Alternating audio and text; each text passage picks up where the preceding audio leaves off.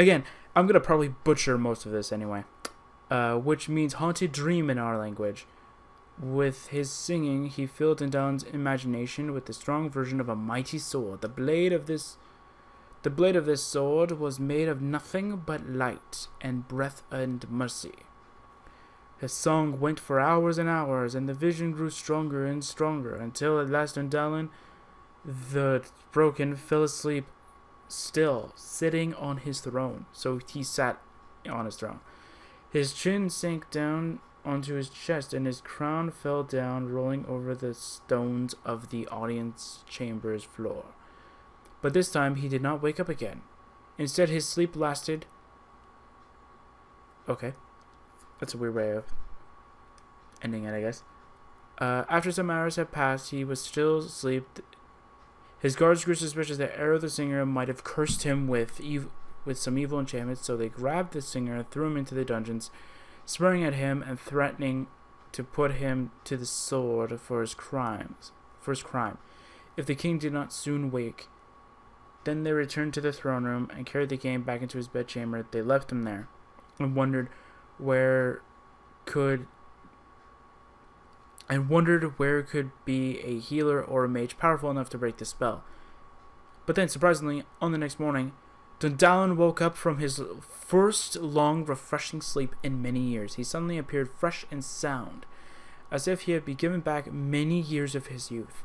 He could not remember what he had seen in his dreams, but when he rose from his bed, he found a beautiful sword laying in his hands.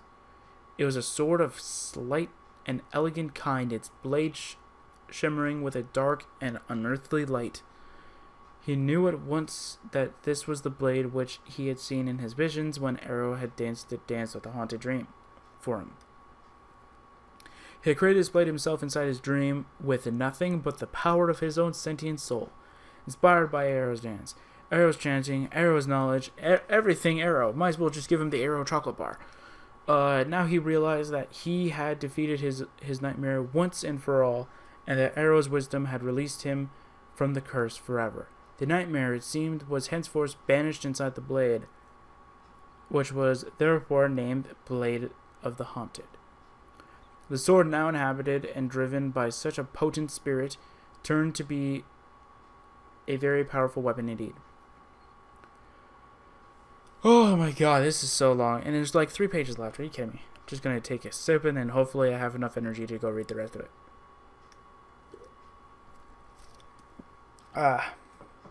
Alright. Dundalin did not keep his promise to release Arrow from slavery and to make him a free man.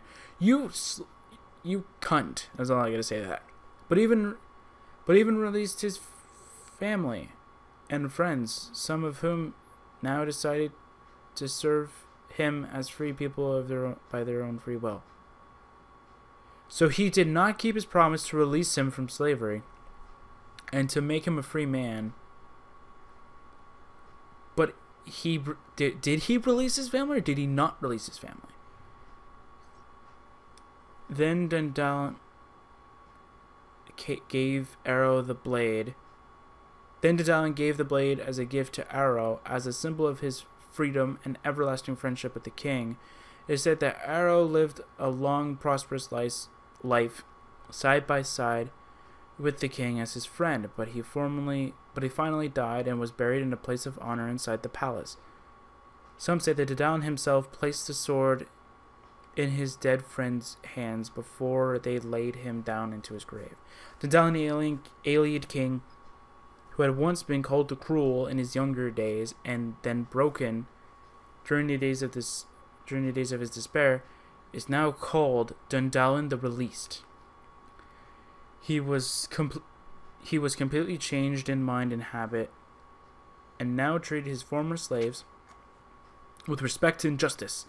The means of his passing are unknown, but most storytellers agree that he must have been slain by the followers of Alessia when they overthrew the reign of the Ayleids all across Cyrodiil. Thus, the memory of this unique friendship between an Ayleid and his slave was swept away by history. Nevertheless, some reports were later found that when the that when the Alessian soldiers conquered Dundalin's realm, a few brave men, former slaves in fact, were killed desperately trying to defend their king. They fought and died shoulder to shoulder to protect him, even from their own kind, until they were finally cut down to the last man themselves. It seems that the writers of these reports have never understood what inspired those slaves, but maybe we do. These are only legends, of course. And here's the quest up. I've acquired an obviously rare book, which tells the old saga of Arrow and Dodalin, also known as the legend of the Blade of the Haunted. This tale derives from the First Era. Maybe we should talk to Saint Alicia. Maybe she'll know. Before the Alessian Rebellion. Yeah, that's what I mean. Let's talk to her. Maybe she knows something about it. When the people of later Cyrodiil were still dwelling as slaves under the reign of the Ayleid lords, I wonder if anything written in this book might be based on true historic events. Okay. And this is as far as I know of. A pleasure to... Do you have something to say? Yes, I was sure that you'd like it. I immediately recognized that you have a keen sense of literary treasuries. In fact, anyone who's willing to buy such a precious rarity must have some knowledge of old Ayleid lore. Well, nevertheless, I am not the right one to ask about it, because, you know, Ayleid studies are not really my area of expertise. Aw, but you had the book. But if you really want to know more about this legend, you might pay a visit to Fintias at the first edition in the Imperial City. Okay. He is really the expert, and I have heard that sometimes he stocks quite rare literature on this field of knowledge. I am sure that he can help you to understand a bit more of the historic background of this book. Okay, after this, I'm gonna read the books off screen. I'm not gonna read them on screen, but I'll pretty much just like I'll do the book, and then we'll do this, because I'm not gonna read it. I'm not gonna read another book again. I'll read it off screen or something like that, or whatever. Market District. We're gonna talk to Fintias at the first edition. This quest is supposed to be 5 to 10 hours long. It's probably going to be longer than that for me, because I actually read the book. And that probably took about... it took about half an hour. Are you kidding me? From a book. A pleasure to speak with you. Arrow and Dodalin. Ah, you come from Act 9 Jadenhall, right? I know that she's got a remarkable anonymous book version of this often underestimated legend. Sometimes she likes recommending me as the scholar for Ayleid lore, as if she wouldn't know anything. Decent like always. Nevertheless, maybe I've got something interesting for you. I got it delivered only a few days ago and haven't even displayed it for sale yet. Have a look at my incomplete copy of Myth or History by Meridian of Valles. This is a really informative study for anyone with historic interest. Can I interest you in some of my wares? So we're looking for myth and history.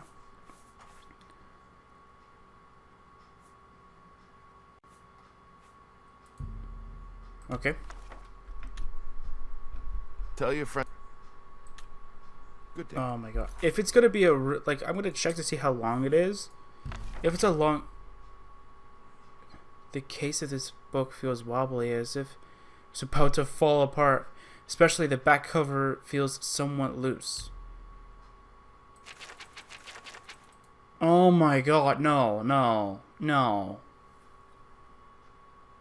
No, I'm not reading this again. Are you kidding me? No, I'm not reading this. No. It's bigger text, sure, but I'm not reading it. Are you fucking kidding me?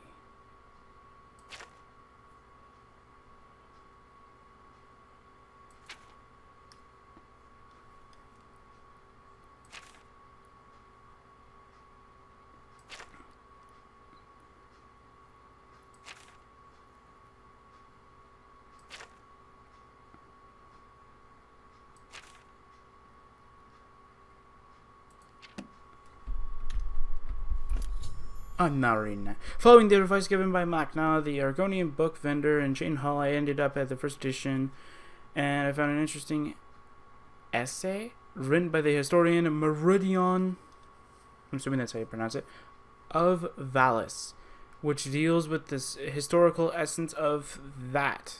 Arrow and Dedalin. Sorry. Unfortunately, the last pages, obviously those are the most interest, are missing from the book, as if someone ripped them out. Oh, I actually thought it would have been like Heart of the Dead, where some bandits were gonna walk right through the door. Well met. Missing pages. Oh, are you kidding me? This is Tears of the Fiend all over again. The fucking missing pages. Well, as I told you, it's an incomplete copy. That's why I'm selling such a rare piece of literature at such a fair price. You should know that it was already incomplete when I bought it from old Nadara. I couldn't refuse her, because she really needs the money. Believe me that I am not profiting at all by selling this book at this price, but I consider it a matter of decency to support the poor old woman. Can you tell me who this person is? Nadara? You haven't heard about her? She's that nice old lady living outside the city walls. And she has been through a lot lately, that's sure. What happened to her? Okay, I see. You're a stranger to the city. So how could you know about such local gossip? Did she die? As you look like a righteous fellow, why shouldn't I tell you about her situation? Since I only have one Poor information. Nadara lost her husband 2 years ago. Aww. So she had to sell her old house and move to this mean cottage in the outskirts. Aww. She lost everything, so from time to time she has to sell some remainders of her late husband to get by. I feel sorry for her, so I help her a bit. Aww, that's Most sad. time I pay her more for her books than they're actually worth. As for this one you just bought, you see? I just can't stand watching her struggle so hard just to get along. Can I donate like 10 million gold to her or something? I would do that in a heartbeat. Oh, now, that's very nice of you. I am sure that she could well need some aid, but, see, you should take into consideration that she wants to keep some dignity. So usually she doesn't like begging for money. But if I really think about it, you are interested in this piece of literature and in helping her. So why not just go and ask her for help? I'll pay you for Her the missing husband pages. seems to have been quite the expert in old lore, so perhaps she can also give you some valuable information. And if she can, well, you could pay her something for her service. Exactly. That would surely make her happy, and me likewise. 10k. I'll give her 10k. I'll think about it. I'd like to help her. Great! I knew that I wasn't wrong about you. I'll help Just her. go to Nadara and send her my regards. I am sure that she will help you. I just need to know how much You will gold I have, find though. her house by leaving the city through Talos Plaza Gate, just some 50 or 100 yards on the right hand, behind Chestnut Stables. The house might be easy to miss, quite small and humble, you know, but I am sure you'll find it. Okay. I wish you all the best for your research. That was a weird way of saying research. Whatever. Yeah, so let's see how much gold I have. Ooh, I don't have 10. I don't even have a mil yet. Okay, well, I'll give her 500k. That's more than what anybody deserves, to be fair. I'm just feeling bad for her. I just want to give her like all my money. Here, take all the gold. I don't need it. I already own a castle, and pretty much I have stuff to sell anyway. Oh, hi. What the heck? Greetings to you. There's like 80 horses. Okay, so he said 50 to 100 yards behind it. So he means like this way, right? Oh, I wish there was a quest marker. That's just me, though. Anyway. Hold the doors. There's a dog and 2 sheeps. Is the dog gonna attack me or something? I like how the Like how the dog has a name, but the sheep don't. Aww. It's all stolen shit. Oh, whatever. Let's go to house. Welcome. Please don't be shy. I'm listening. Oh, this is a cozy house. I'm honored to speak to the champion of... Yeah, blah, blah, blah. 50 sent me. Oh, yes. Phintias is such a good man, always lending me a helping hand. So, if you are a friend of him, what can I do for you? Okay, give me a second. Bye. Can I get some better lighting over here? A pleasure to speak. There we go. Missing pages. Oh, yes, I admit. I had to sell this book to Phintias, though it was not really in a good state. I am sorry, but I really needed the money. That's not it. I just want to know the I'd information. really like to help you with these missing pages, but I'm afraid that only my poor husband, Bernardo, would have known more about them. Does anybody have any time traveling spells that they would like to give me? I would really like to speak to this guy before we end up... And maybe we could save him. All right, I think I should trust you. Yeah! You should know, my poor Bernardo was a really talented, high-ranked member of the Ninjari Brotherhood. Those brilliant mages who were once... Oh, sorry. I forgot that you can't know anything true about them. There has been so much official propaganda against them. Whatever. Just assume that he was one of those who are usually stigmatized as necromancers by the official Mages Guild. Okay. It's a shame that they always generalize. They never learned how to distinguish some of their greatest talents from the real ruthless criminals. So that's why he died as one of the victims of the many skirmishes between the so-called guild and its many non-conformant members. Okay. He was such a gentle and peaceful man, never meant to harm anyone. He was no threat to nobody at all. I can't understand why they mistrusted him. He wasn't even physically intimidating in any way, such a small man as he was. Oh, Imagine this. He even had to climb a crate or a chair whenever he wanted to pick up something high up on a shelf. What a nonsense to fear him. But what am I talking so much nonsense? That's not why you came here. You wanted to know about the missing pages, didn't you?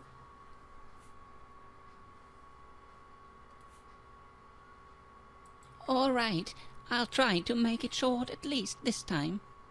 I remember that Bernardo spent a lot of time on this book. It had something to do with the story of this mythic alien king called Dandaro?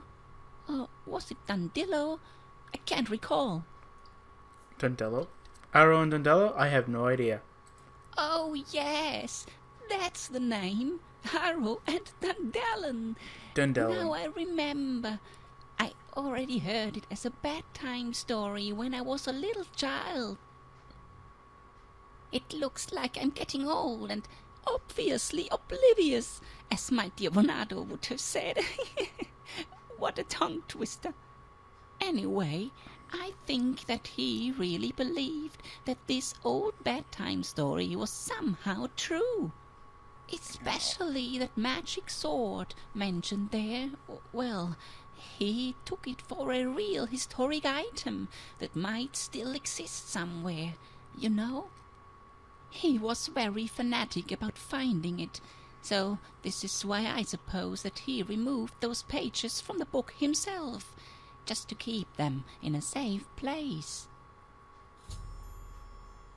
What place could this be? I am sure that this can only be the place where he also kept all his other important... But, well, this probably means that the pages are lost for us. It's just the same as with my mother's beautiful golden... Oh no, I am talking too much rubbish. I am sorry, I don't think that I can help you in any way. You help plenty, actually.